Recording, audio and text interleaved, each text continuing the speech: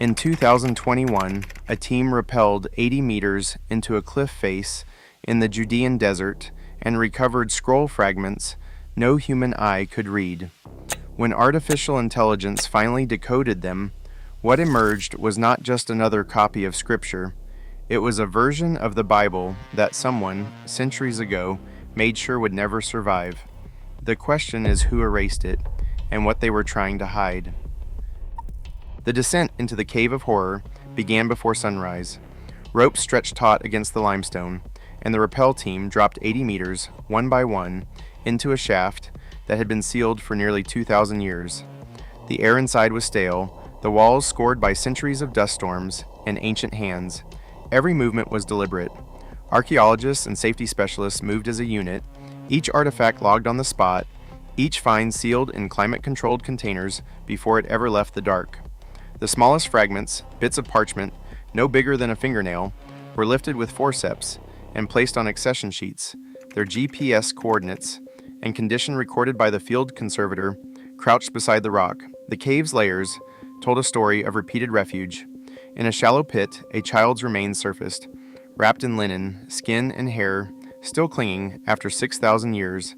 The radiocarbon lab would later pin the burial to the pre-Bronze Age, long before the biblical texts were written. Nearby, a woven basket, astonishingly intact, emerged from a bed of ancient silt. Analysis dated it to over 10,000 years old, making it the oldest known basket ever recovered, crafted before pottery, before cities. Above these ancient deposits, a layer of ash and Roman pottery marked a later occupation. Here, the team found the Greek scroll, fragments pressed into crevices, bundled with coins from the Bar Kokhba revolt. Each piece was so fragile that even a breath could scatter it. The team followed strict protocols, with no direct handling, no exposure to sunlight, and every transfer documented by signature and timestamp. The cave's stratigraphy, with the basket below, the child in the middle, and the scrolls at the top, offered a timeline of desperation and survival, each layer a sealed chapter in the region's contested history. In this environment, even the act of recovery became a race against time, with the threat of looters and the desert's slow decay always pressing in. Inside the conservation lab, the atmosphere shifts from the dust and urgency of the cave to the hush of climate-controlled precision. Each scroll fragment, still sealed in its accession pouch, is logged and prepared for imaging. The lead imaging scientist checks the calibration targets and slides a fragment beneath the lens of a modified Nikon D850, fitted with filters for visible, ultraviolet, and near-infrared bands. The first sweep captures the parchment as it appears to the eye, faded, brown, almost blank.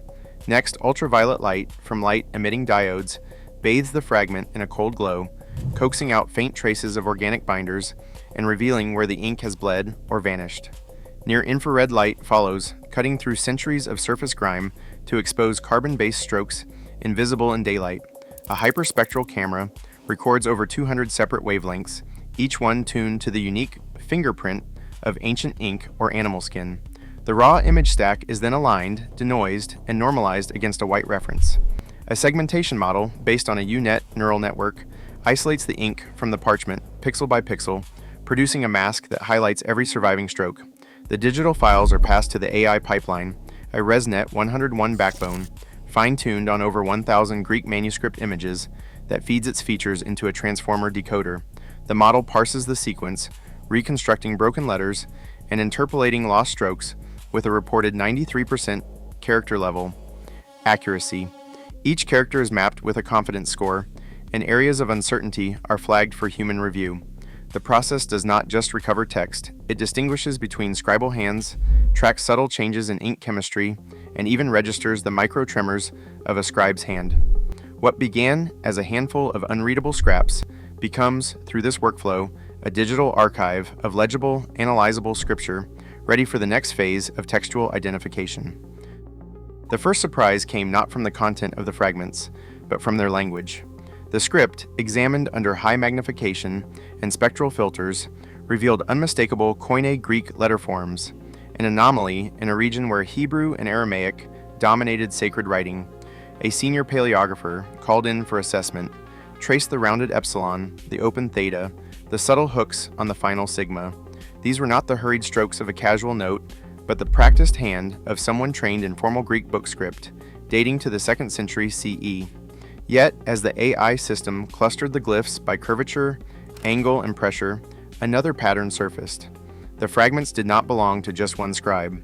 Statistical modeling of stroke morphology, confirmed by a cluster silhouette score of 0.64, split the writing into two distinct hands. One scribe pressed heavily, producing broad, looping characters. The other wrote with a tighter, more angular style. The fragments, though tiny, carried the signatures of a shared task. Multiple scribes working side by side, copying a Greek version of the 12 minor prophets. For the paleographer, this was a clear sign that the scrolls were not the product of a single isolated community, but of a group with access to Greek literacy and scribal training. The presence of two hands raised new questions about the networks behind these texts and the choices that governed what was preserved and what was left behind. A side-by-side comparison of the AI system's reconstructed Greek text with the canonical Septuagint exposes subtle but pointed departures.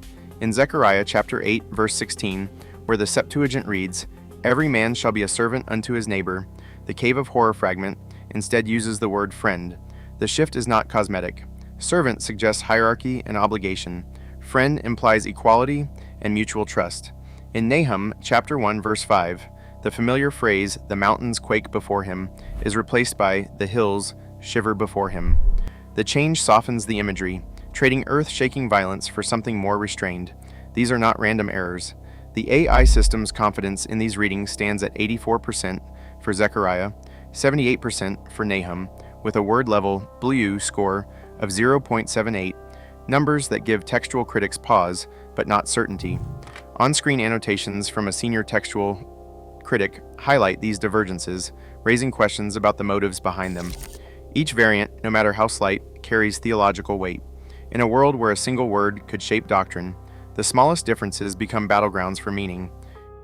Inside the lab, the scroll fragments reveal more than just words. Under high magnification, a forensic analyst traces each ink line, searching for physical evidence left by the scribe's hand. Laser vibrometry, a tool more common in engineering than archaeology, is brought to bear on these ancient scraps. When a controlled pulse of sound is directed at one Nahum fragment, the parchment vibrates ever so slightly, peaking at 82 Hz. That frequency matches a series of jagged, uneven strokes in the ink, where the line wavers, then breaks, then resumes with uneven force. The analyst notes localized flaking, where the ink has pulled away from the parchment, as if the pen trembled, pressed down too hard, then skipped forward. These micro-tremors, invisible to the naked eye, suggest a hand in distress, whether from fear, fatigue, or the pressure to finish before discovery.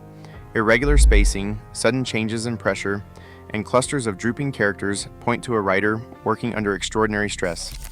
Each anomaly is logged, measured, and mapped, building a picture of a scribe racing against time, the physical record of anxiety etched into the very fabric of the scroll.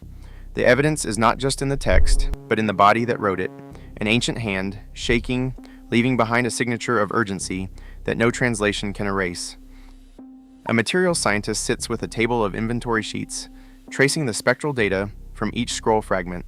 The ink on the Cave of Horror pieces reveals a carbon black and iron gall mixture, an unusual blend for the period, confirmed by hyperspectral imaging and cross-checked against reference libraries.